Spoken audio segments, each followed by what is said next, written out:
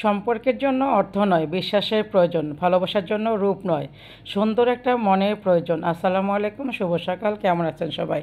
সুপ্রিয় দর্শক, নতুন একটি ব্লগে আমন্ত্রণ জানাচ্ছি সবাইকে। সকাল সকাল ভিডিওটা শুরু করেছি। সকালেই কিন্তু নিয়ে আসছি সবজি বাজার, আর বাকি প্রিপারেশন নিয়ে আসছি। আর আমি নাস্তা খেয়ে নিয়েছি। আজকে খাবো জাফরানের চা। আজকে বেশ বেশ খানিকটা জাফরান হাজব্যান্ড নিয়ে আসছে, আর অন্যান্য আখরোট নিয়ে আসছে। জাফরানের চাটা খেতে খুব ভালোই লাগে, আগেও বেশ কয়েকবার খেয়েছি। তো যাক, 2 কাপ বানিয়েছে আমার হাজব্যান্ড, 1 কাপ, আমি 1 কাপ। হাজব্যান্ড আগে খেয়েছে, তাও এখন আমি চাটা খেয়ে নিচ্ছি। জাফরানের চাটা কিন্তু খেতে অনেক ভালো লাগে, আর জাফরানটাও খুব ভালো ছিল। আর জাফরানের সাথে কোনো অন্য কিছু দিই না, একটু মধু দিয়েছি। এই মধুটা অবশ্য দেশের বাইরে ভালো কিনা তা জানি না, ভালোই। আমরা যখন খাঁটি মধু খুঁজে পাই না, তখন কী করবো? তখন হাত থেকে যেটা পাই সেটাই ভালো। আর বিদেশে থেকে আনা বলে কথা, তাই না? আমরা কিন্তু খুব গর্ব করি বিদেশ থেকে এসেছে। ভালো কিনা খারাপ সেটা যায় না, তবে বিদেশের জিনিস অবশ্যই ভালো হয়। বাংলাদেশের লোকদের মতো বিদেশের মানুষের মনে কিন্তু এত কুটনামি থাকে না। ওরা কিন্তু এত খারাপ কিছুই করে না, ওরা কিন্তু ভালো জিনিস দেয়, ভালো উন্নত মানে সব কিছু দেয়। এর জন্য ওদের মন ভালো, ওদের ব্যবহার ভালো, ওদের প্রোডাক্টও ভালো।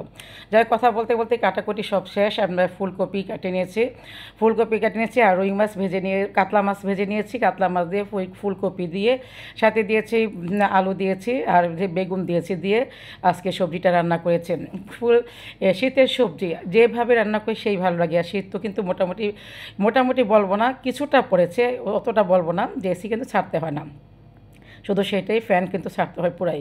আর তার সাথে কিন্তু মশার উপদ্রব এত বেড়ে গেছে, একদিক দিয়ে সবজি দিয়ে আরেক দিক দিয়ে কিন্তু বাস ঢুকিয়ে দেয়। মশা কিন্তু আমাদের কপালে বাস ঢুকিয়ে দিচ্ছে। বাপরে বাপ, কী বলবো, মশাই ছাড়া থাকতেই পারি না।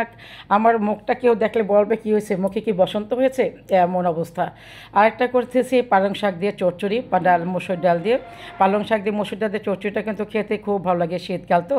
আর এদিক দিয়ে খালা কিন্তু উটি বানাচ্ছে, উটি বলতে সে কিন্তু উটি আগে করে রেখেছিল, যেহেতু তাড়াতাড়ি রান্না বসিয়ে দিয়েছে, সেই জন্য আমি কিন্তু বলি তুমি একটু পরে করো। সে কাজটা আগে গুছিয়ে নিচ্ছে, যেহেতু রান্নাটা আমি করতেছি, অন্য সময় আমি ওঠার আগেই করে। তারপর যাই হোক, জারিয়া কিন্তু আজকে স্কুলে যায় না, জারিয়া পড়তে বসিয়ে দিয়েছি ওকে। ও ভালো, ওর পড়াশোনাটা আগে হয়ে যাক। আর যেহেতু পরীক্ষার সামনে, এখন সময় নষ্ট করা যাবে না। আর এমনি কিন্তু বাচ্চারা কিন্তু বাসা থাকলে কিন্তু একটু ভালোই পড়া হয়। আর যেহেতু ওর জন্য হুজুর এখনও রাখি নাই, আর টুকটাকটা আমি পড়াচ্ছি। এই ডালটার মধ্যে আমি একটা বাগার দিয়ে ডালটা খেতে খুব ভালো লাগে। আর এই বাগারি ডালটা, পালং শাক, আর নতুন, এখন তো নতুন 12 মাসের শাক সবজি কিন্তু এত মজা লাগে না। আর এই সিজনের শাক সবজি যত মজা লাগে। মাঝখানে কয়েকদিন ক্রাইসিস ছিল, আমার মা বলতো যে একটা সময়, এই সময়টা না বন্যা চলে গেলে কিন্তু সব কিছু অনেক দাম বেড়ে যায়। এই জন্য যে শাক সবজি খুঁজে পাওয়াই যায় না। যেহেতু জমিতে বন্যা হয়েছে, পানি হয়েছিল, পানি হইতে হতে তখন কিন্তু কোনো সবজি লাগাতে পারে না। উপরের জমিতে যারা থাকে, ওরা যে সবজিগুলি হয় না, ওই সবজিগুলি কিন্তু পরিমাণে কম, আমাদের সবখানে সাপ্লাই দিতে পারে না। সেই জন্য কিন্তু এগুলির দাম হয়ে যায়। আসলে আমরা খুব হতাশা হয়ে যাই। হতাশা হওয়ার কোনো কারণ না, আল্লাহর উপর ভরসা রাখতে হবে। আল্লাহর উপর ভরসা রেখে আমাদের সবাইকে চলতে হবে, তাইলে কিন্তু আমরা মনে শান্তি পাবো। সময় একটু পরে কম খাই, বেশি এত বেশি খাওয়ার তো দরকার নাই। তো যাই হোক, আরেকটা সবজি করতেছি একদম একদম নিরামিষ। সেটার মধ্যে বেগুন দিয়েছি, কাঁচা টমেটো দিয়েছি, আর সব কিছু দিয়েছি। আর চিকেন নামিয়েছি, চিকেনটাকে বাটার চিকেন করতেছি, বাটার দিয়ে চিকেনটা করব। প্রথম কিন্তু তেলে বাটারের উপর কষিয়ে একদম নামানোর আগে যদি বাটার দিলে খুব ফ্লেভারটা খুব ভালো পাওয়া যায়। এর জন্য বাটার চিকেনটা করে নিয়েছি। খুব হালকা মশলা, জিরা গুঁড়া দিয়েছে একদম, আর কিছু দিয়েছি গরম মশলা আর এলাচ, দারচিনি, এটা আর দিয়েছি তেজপাতা, আর কিছুই না, বেরেস্তা দিয়ে দিয়েছি নামানোর আগে। আসলে বেরেস্তা দিলে না আমার হাজব্যান্ড একদম পছন্দ করে না।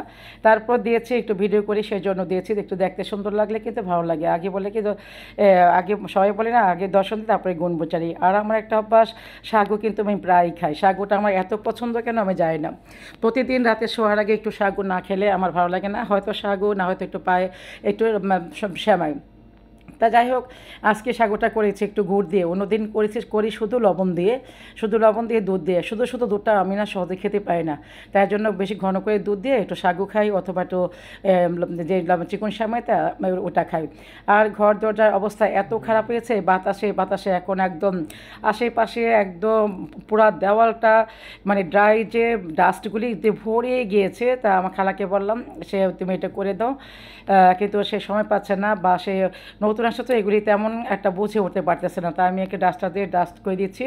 আর যেহেতু ঘরটা এখন মুছবে, এগুলো আগে থেকে ডাস্ট করে দিচ্ছি। আর এসির উপরগুলি এগুলি আমি একটু ঝেড়ে দিয়েছি, পরে খালায় সুন্দর করে মুছে দিয়েছে।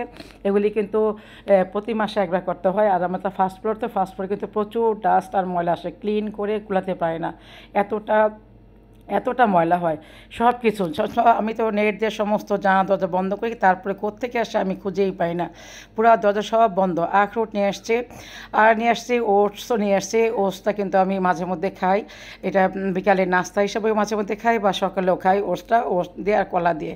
তা আখরোটগুলি ভরে নিয়েছি, এক বয়মে হয় না কারণ আর দেবো না, বাকিটা আমি সুন্দর করে র্যাপিং করে রেখে দিব। আর বয়ম আর ইয়ে করি না, কারণ টুকটাক বয়ম হইতে তো অনেক, আমার একটা একদম ভরে গিয়েছে।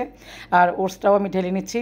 ওটসটা কিন্তু বেশ কিছুদিন মানে গড়াগড়ি করতেছে এখান থেকে ওখান থেকে ওখান থেকে ওখানে। আমার কিন্তু এই কাজগুলিতে আমি অলস, এই ব্যাপারগুলিতে আমি খুব খুব খুব অলস, কাউকে দিব না, নিজেও করবো না, সময় যখন হবে তখন করব। তা যা করে নিয়েছি, জাফরানটাও ঢেলে নিয়েছি, জাফরানটাও বেশ অনেকগুলি জাফরান আছে। আর জাফরানটা এত ভালো পড়েছে কী বলবো, এত ভালো জাফরান সহজে পাওয়া যায় না, খুবই সুন্দর, এত সুন্দর একটা ফ্লেভার। আমি কিন্তু একটা পায়েস কিংবা অন্য একটা শ্যামাই করেছিলাম, ওইটাতে দিয়েছিলাম, খুবই ভালো হয়েছিল। এই দিক দিয়ে বিকেলে কিন্তু পেঁয়াজও খেতে হঠাৎ করে আমার মনে হলো কি ওইটা শীত শীত লাগতেছে না, আমার কেন জানি মনে হলো কি যে আজকে হয়তো বা ইফতার ইফতার এমন একটা ভাব হলো। তা আমি যেই বলা সেই কাজ, খালাকে বললাম তুই ডাল ভিজে রাখো, আর তারপর হ্যান্ড ব্লেন্ডারে সুন্দর করে ব্লেন্ড করে আমি এটা পেঁয়াজও খামিরটা করে নিয়েছি। আর এদিক দিয়ে খালাকে শিখিয়ে দিচ্ছি কীভাবে সামোসা বানাতে হয়। যাই হোক, সে মোটেও পারে নাই, আমি 5-6টা ঠিক মতো বানিয়ে দিয়ে আমি চলে এসেছি, বাকিটা ও কি ইতিহাস করেছে। যাই হোক, খেতে কিন্তু দারুণ মজা হয়েছিল, একদম ফ্রেশ বিফের পুর দিয়ে বানিয়েছি, অনেক মজা হয়েছে।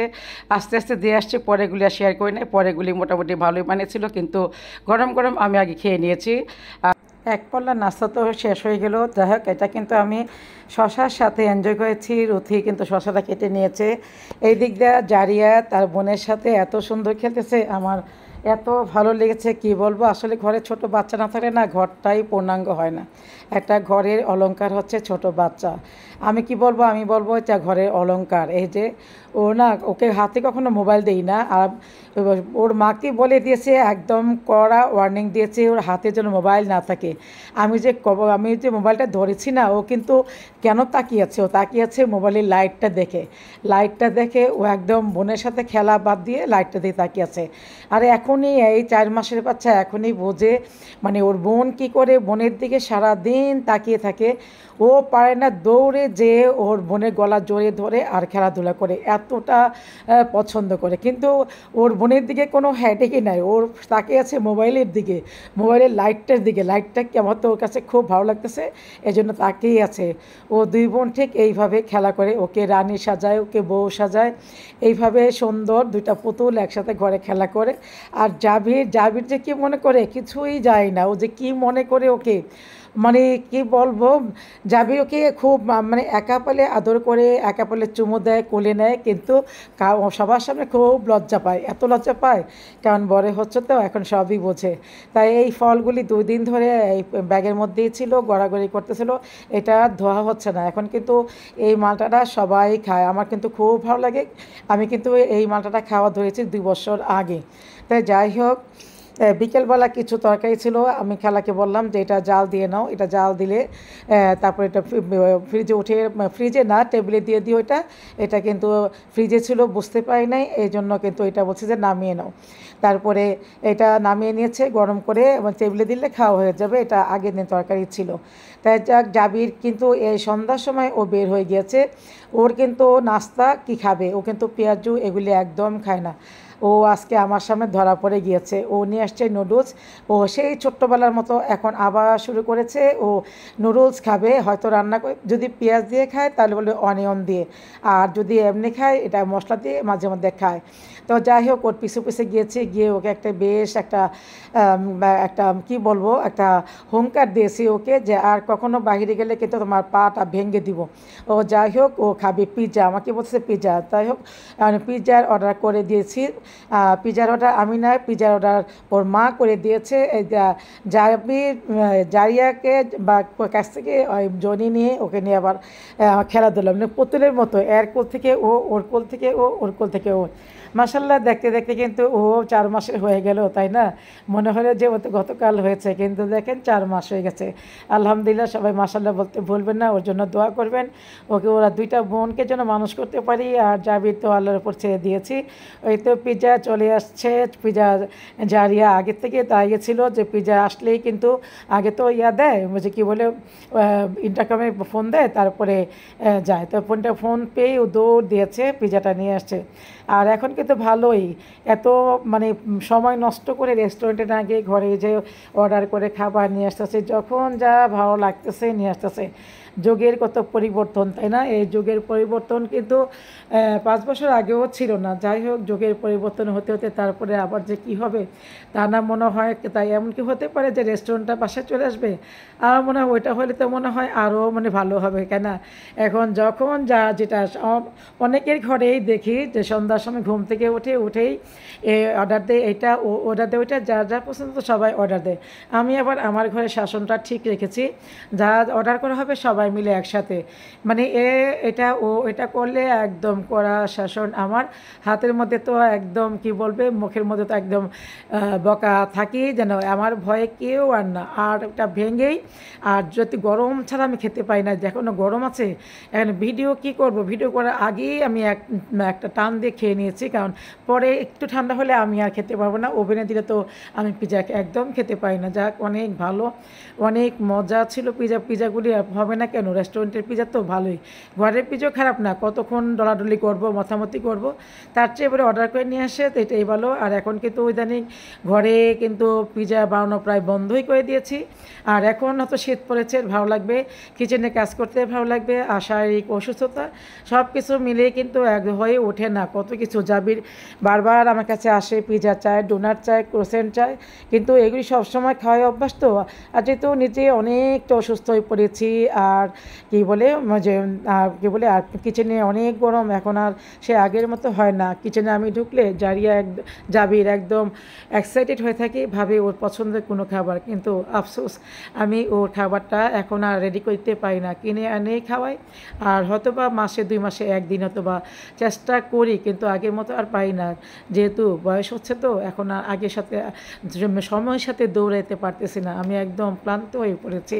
যাই হোক, আমি ও দেখতেছি ও খাবে কিনা। ওই যে একই অবস্থা, যে লাইট দেখে ব্যাক ক্যামেরায় লাইট দেখে লাইটে এসে তাকে আছে, তাছাড়া খাবার দেখলে হুমড়ি খেয়ে পড়ে যে ওর মনে হয় খাবে। কিন্তু একটা কলার টেস্ট দিয়েছিলাম, কোকের টেস্ট দিয়েছিলাম, কিন্তু অন্য কোনো খাবারের টেস্ট আমি দেই নাই।